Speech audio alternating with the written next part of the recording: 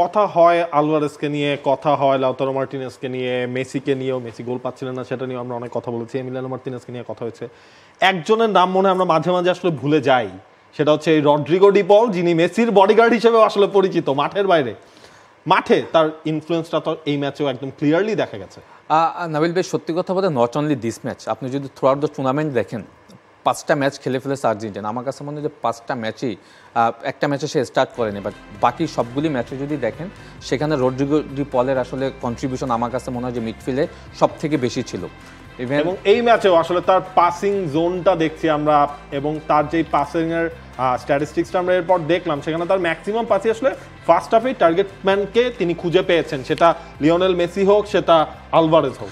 দেখেন সেন্টার ব্যাকরা যখন আসলে স্ট্রাগল করছিল মিডফিল্ডারকে বল দিতে, স্পেশালি অ্যানজো ফার্নান্দেজ এবং ম্যাকঅ্যালিস্টারকে, তখন কিন্তু দেখবেন রড্রিগো ডি পল পিছনে নেমেছে, মানে গ্যাপগুলিতে সে কিন্তু মানে খুবই ফ্রিকোয়েন্টলি কিন্তু শিফট করেছে এবং শিফট করে চলছে প্রেডিকশন গেম নগদ অ্যাপে। প্রেডিকশন করে জিতুন জিক্সার বাইক, টিভি, স্মার্টফোন সহ আরো অনেক পুরস্কার। সে কিন্তু জায়গাগুলি তৈরি করেছে এবং ফ্রন্ট লাইনে কিন্তু সে বলগুলি ডেলিভার করেছে, মানে প্রত্যেকটা সিচুয়েশন। এবং যেটা হয়েছে যে এই বলগুলির জন্য ওয়েট করছিল কিন্তু মেসি, আলভারেজ এবং সামনে ডি মারিয়া, যেটা আমার কাছে মনে হয় যে প্রত্যেকটা ম্যাচেই আপনি দেখবেন যে পিছন থেকে বল নেওয়া, মিডফিল্ড জোনগুলিতে স্পেস ক্রিয়েট করে বলগুলি থ্রো করে, সেটা কিন্তু ডি পল কিন্তু বেশ ভালোভাবে করেছে। এবং আপনি যদি ম্যাচ রেটিং দেখেন, আমি বলবো যে ডি পলকে আপনি কোথায় দেখেননি, যখন মিডফিল্ড ডিফেন্ডিংটা সেটাও কিন্তু শুরু করেছে ডি পল।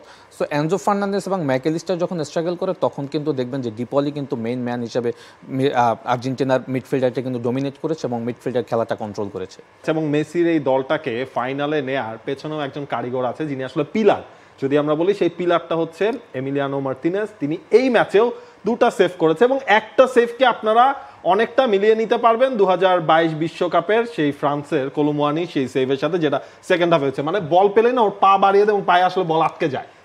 আটকে যায় বলা যাবে না, এটা হলো আসলে আপনার টেকনিক, যে আপনি বডিটাকে আপনি ম্যাক্সিমাম এক্সটেন্ড করছেন। এটা ছিল ফার্স্টটা।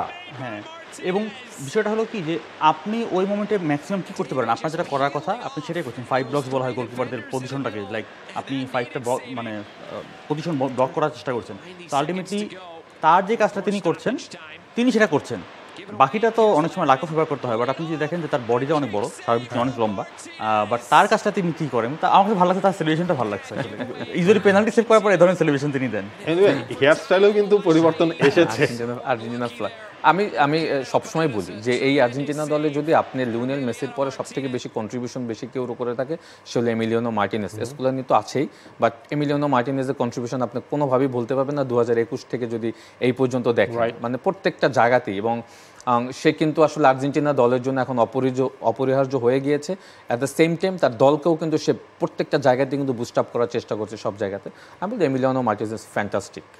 For more updates, subscribe to our YouTube channel and click on the bell icon. Follow us on Facebook and Instagram. Download T-Sports app to enjoy exciting games and highlights. Visit tsports.com.